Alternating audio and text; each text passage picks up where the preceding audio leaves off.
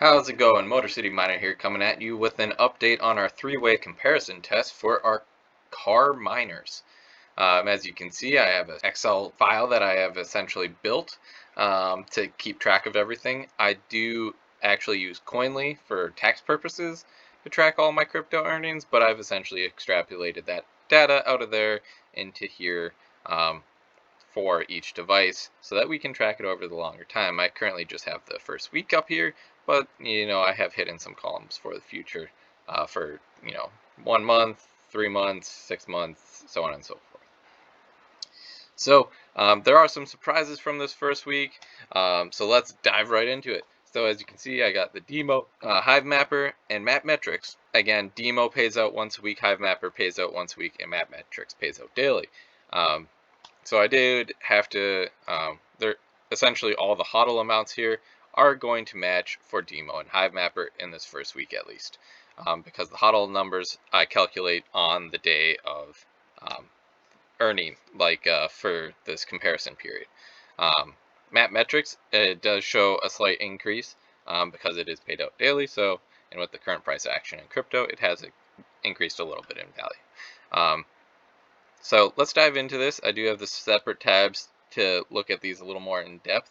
But off the bat, you can see that actually, in a surprise, Hivemapper kind of beat out DIMO, which has not been typical for me. So that is largely due to the Hivemapper having some good price appreciation this week, and kind of going up more than DIMO in this current market. But typically in the past, because I have had the DIMO and Hivemapper for many months now, DIMO has been more profitable, so that's a nice big surprise here that Hivemapper actually came out on top for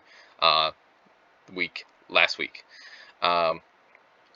So looking at this, DIMO got about 1476 in cost basis. Cost basis is essentially what I'm going to be using for if you paid out if you cashed out every single day, that you get a reward. So that's 1476, whereas Hivemapper posted 1541.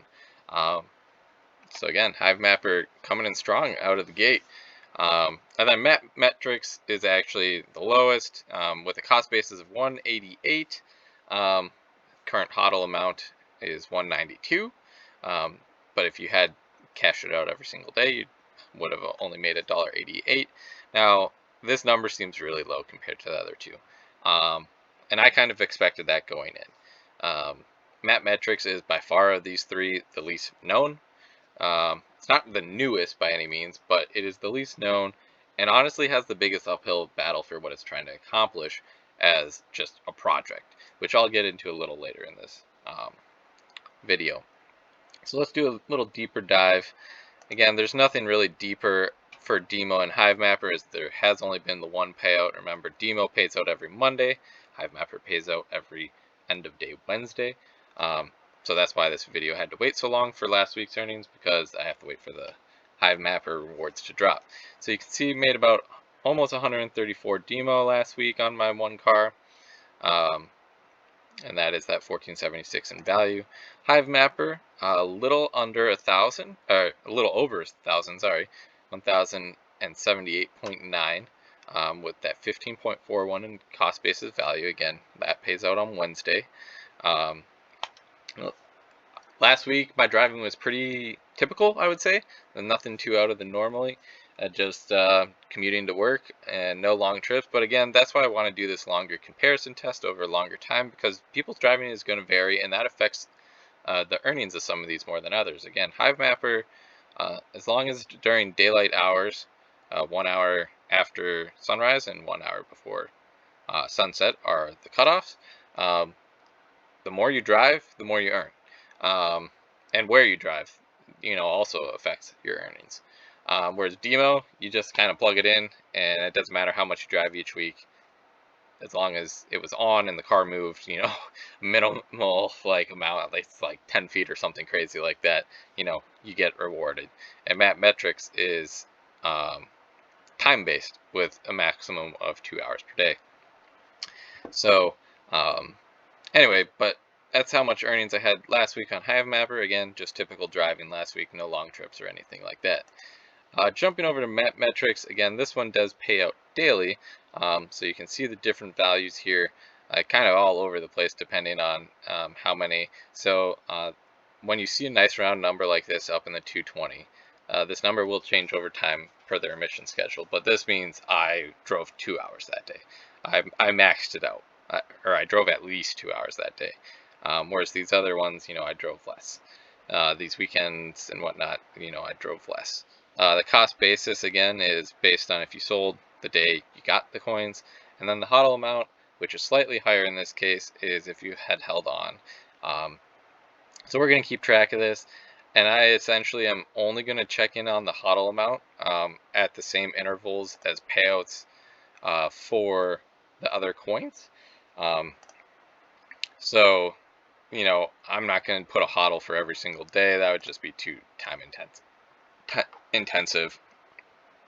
So essentially, following the DIMO schedule, every 7 days, I'll input a number in this column. Again, this column is not cumulative. It's not like each of these will add up. It's just the current value of all the rewards you had received up to that point. Now, again, as I mentioned, MapMetrics is by far the least here. And that is because of what it is trying to do as a project. So let's get into that. Let's discuss what these 3 projects are trying to accomplish and what they solve and what they don't. And we'll start with DIMO. So DIMO and Hivemapper are solving actual problems in the real world, whereas MapMetrics is kind of trying to replace things we already use in the real world. So that's why it's very different, and I view MapMetrics as having a much more uphill battle to become valuable. But again, got to compare them all, and to me, MapMetrics is a longer term play. Again, none of this is meant to be financial advice. I'm not affiliated with any of these 3 in any way. I purchased all these units on my own. Live in Detroit. We love cars. We have to drive everywhere because our public transit system is pretty horrible. And, I'm just curious how these 3 will do over time. We did have a really good discussion on Terahash Tuesday, so I'm going to put that down below. And there were definitely some concerns brought up with some, which we'll talk about, and some, pros and cons, so to speak. But let's dive into, what each of these projects is essentially trying to do. So DIMO is essentially give your data back into the hands of the users, and in exchange for opting into that and the opting into the selling of your data, you get rewarded. Currently, your telemetry and your phone and everything, a lot of that data is just taken. You get no rewards for it by these mass tech companies, and that's that whole privacy concern. Now, obviously, by opting into DIMO, you are giving up your privacy, but you are also getting rewarded for that. So what is DIMO actually doing? They're collecting data from your ECM, your BCM, and your TCM through your OBD2 port. What are those?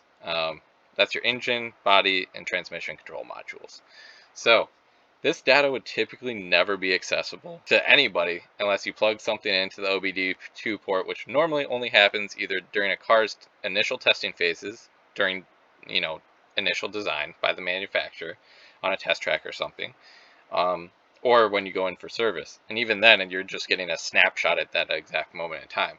So DIMO is collecting all this data that's always there that typically would never be accessible to anyone.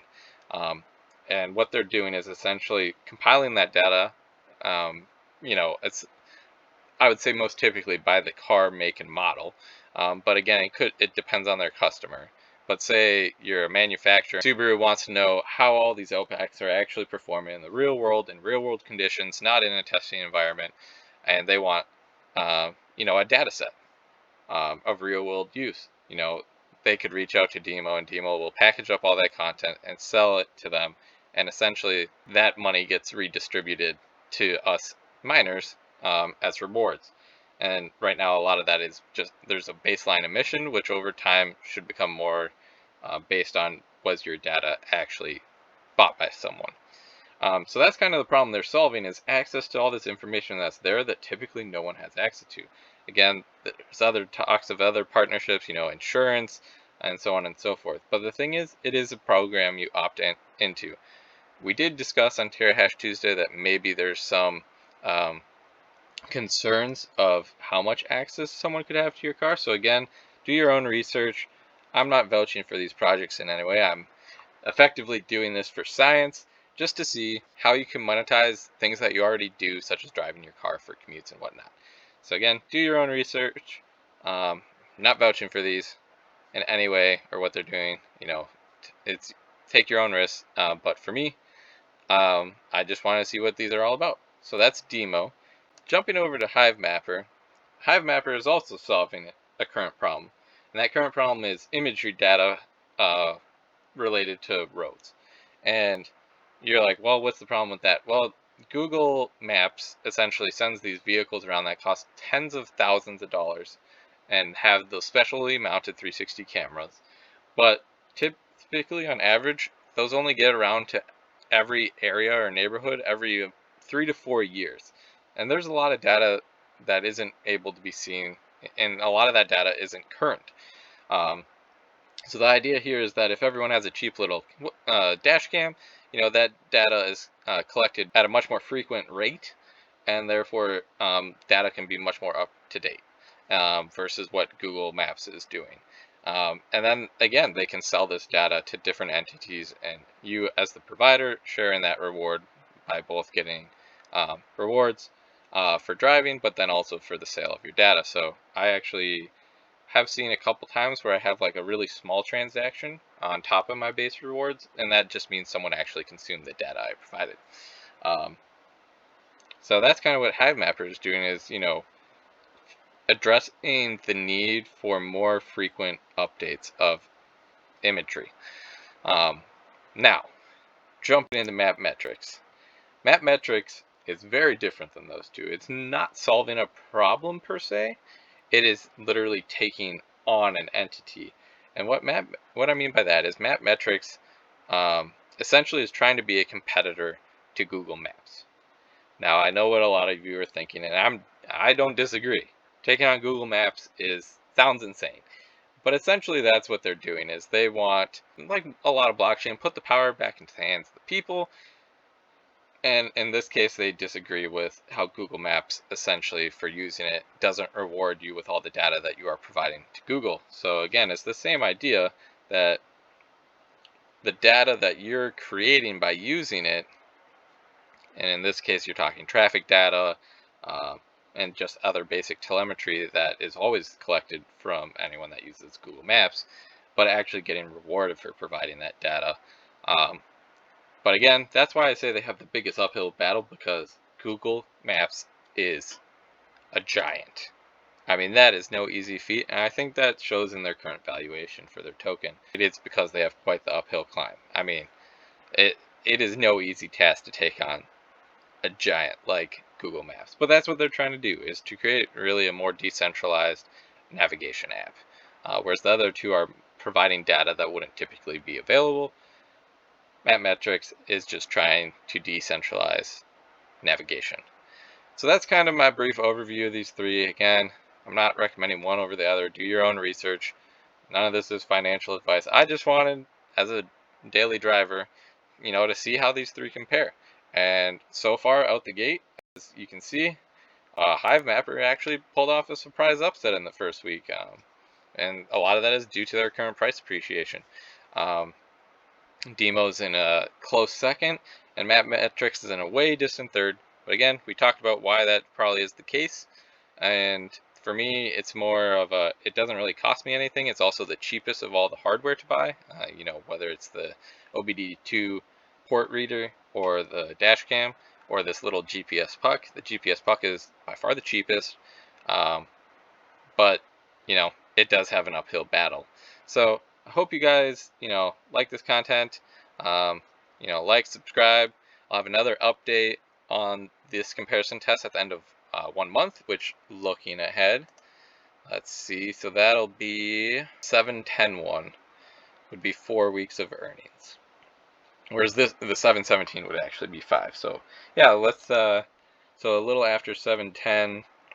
Again, we have to wait for that Hivemapper to drop, so that's actually going to drop on 7/12.